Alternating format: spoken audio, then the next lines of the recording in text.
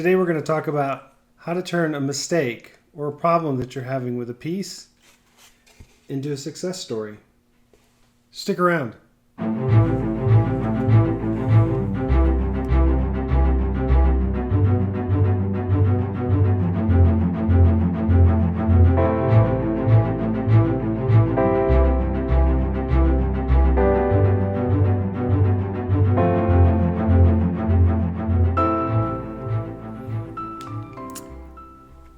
So I wanted to do a little video on mistakes. I probably have talked about this before, but as I was working on this, I really started struggling a little bit with it, and I had to slow down and remind myself and figure out what I did wrong, first of all. And one of the first things it is that this particular paper kind of has two sides to it. One, the texture is a little bit more consecutive, if you will.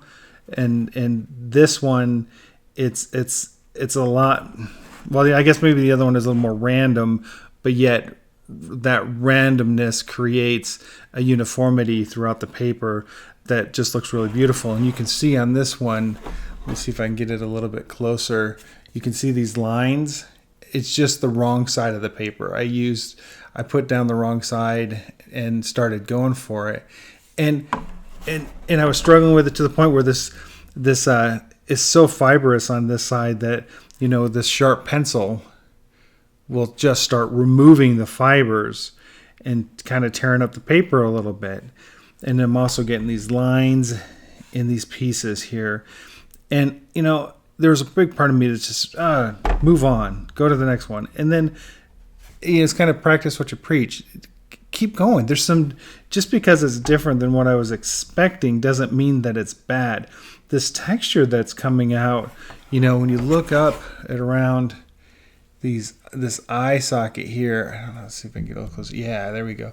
You can see these lines that are appearing, these creases in the face, maybe a little cut that's going down, a scar here, is coming out to be really, really interesting. And even you can just see all this texture going on through here. That is part of the paper. I didn't draw that, but I can work that texture into it and actually maybe get something really, really cool. Now, the difference with doing it this way is I can't seem to erase to a white. So I'm using a lot more of my white General's charcoal pencil here in working it in. So it's a combination of my eraser and this white charcoal pencil in this particular one. I'm still not sure exactly how I'm going to finish off the teeth or what I want to do with the teeth. I'm not too happy with those, but I'm really liking these areas here that are kind of coming together, these shapes, me and my big muscly arms, or, this is kind of part of what I like to do. But I wanted to do a little video just saying that it's okay to not know, and it's even really good to experiment and to see where something goes. Don't stop too early. Don't stop too fast. Don't move on. Just change it. Don't do that. Don't. Stick with it for a little while and be okay with that experimentation and wondering where it's going to go. It's okay. It's okay if you don't know where it's going to go right away. And as a matter of fact, sometimes in the act of not knowing where something's going to go, some of my best pieces have come out of that. And so I'm definitely one of those that I just keep going. So that's what I'm going to do here. I'm just going to keep moving forward and just try to see where this takes me.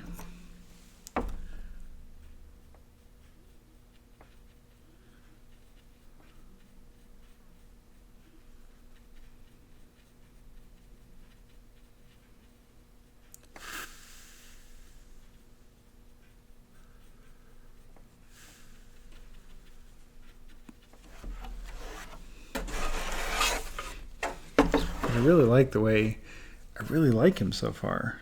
I'm finding him very, very interesting. Especially this eye area is just really captivating.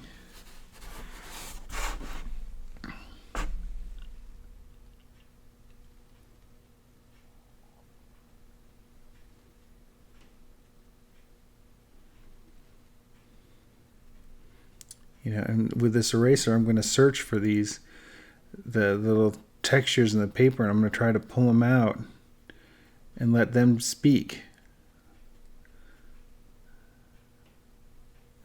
Speak to me a little bit about what it might be looking for rather than what I think it should be.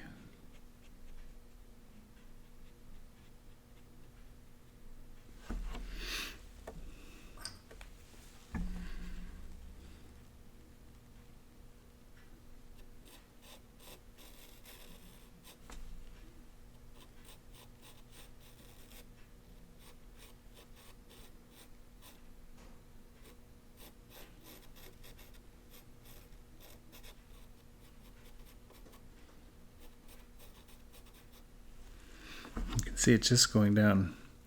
Not the smoothest in the world. So I'm going in with this harder bristle brush and just blending it in. And letting it be a little on the messy side.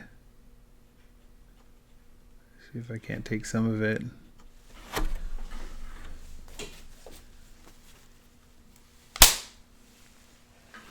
Sorry, fly. You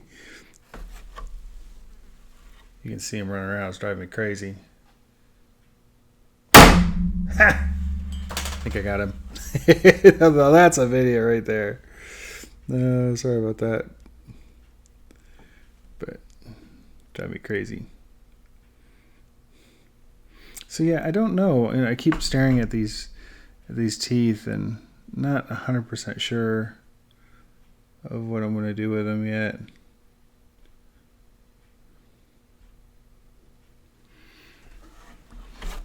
But all these little textures down here, I definitely know I'm going to try to pull some of those out. And I always start with the eraser first. I might end up going back over these with the white charcoal pencil, but for now,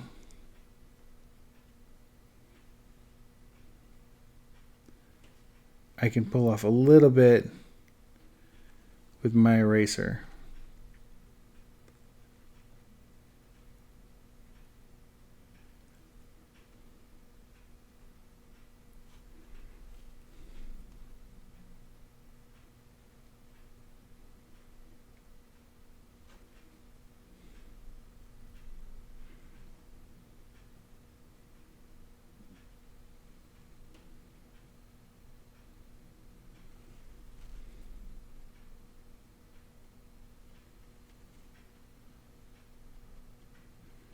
And you'll see I'm trying to create some shape language here. Well, I can't say shape language. Well, I guess I am, but I'm trying to create some shapes through light, where the light's kind of shining from this direction here. And so I'm trying to pick out the areas, that are in shadow, and then in light kind of deal. To give me some volume in the shapes.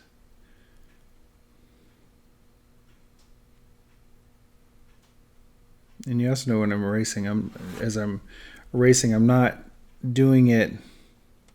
Some of it is very controlled like that, and then others you'll see me just moving the eraser around, taking this sharp edge, moving it sideways and back and forth.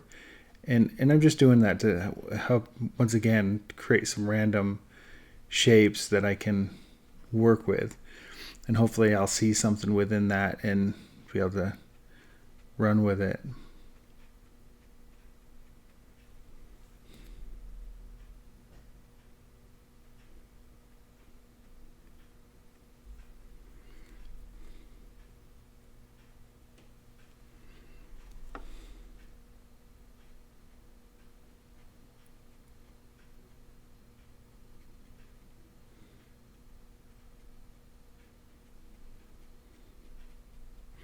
And this is the way I prefer working. I love this stuff. I love the experimentation, the randomness of what's going on. But another conversation that I was having with my wife earlier today is talking about this abstract method that I use, this abstract technique that I use, and that in teaching it to other people and trying to, and it is a great way for you to find your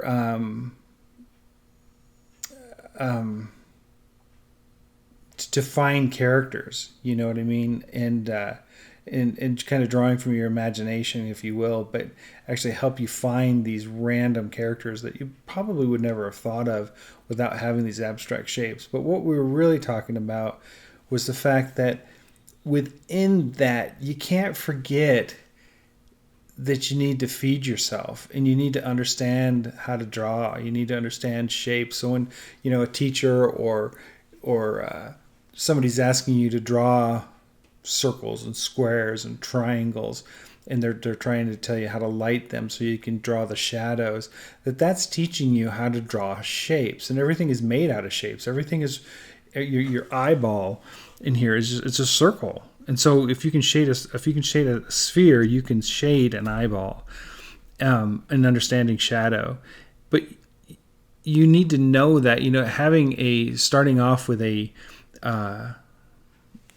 random glob of powdered charcoal, this abstract of powdered charcoal, if you don't already understand the concepts of how you want to draw, or that's not a great way to say that, if you don't already know how to draw what you're looking for, it's not going to make you a better artist. It's going to, if anything, it's going to kind of stand in your way.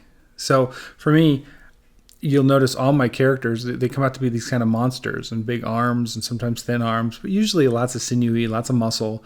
And it's because I come from the comic book world and I know how to draw those things. So without a ton of reference, I can draw. Now I'll go in and I'll grab some reference, but I can do all this without any reference, and I can still maintain, this looks like I'm starting to get some shape. Same with here.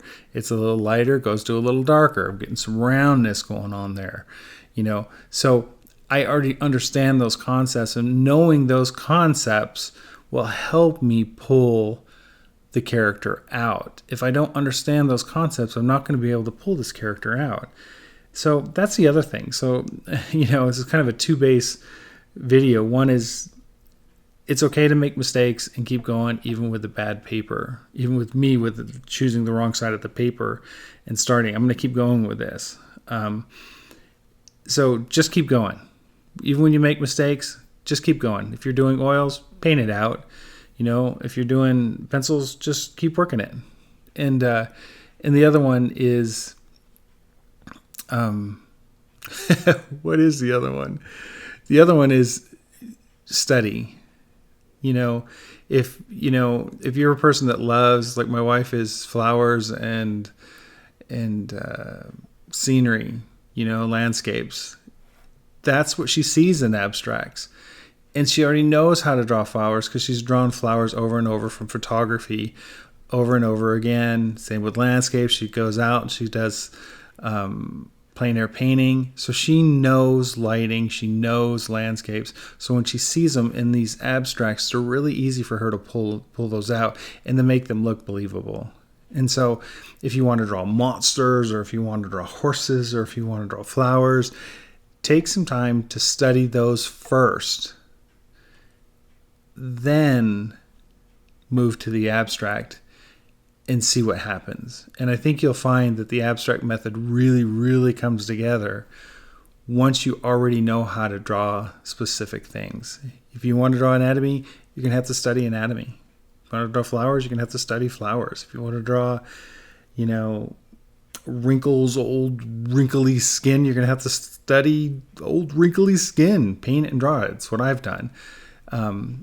And that's how I can do a lot of these wrinkles. Now because I can pull it out of this piece. But so anyhow, I'm just kind of rambling on, and I apologize for that. But I'm going to really talk. I'm really going to be pretty adamant about study, get to know your shapes, get to know what you love to draw and what those. So if you like I said, if you love to draw dragons, do a lot of alligator eyes, do a lot of scales, do a lot of their claws.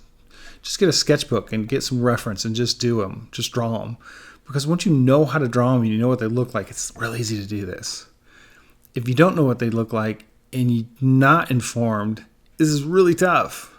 So anyhow, there you go. That's my thing. So thanks for watching. Take care. And I hope to see you on the next video. Bye.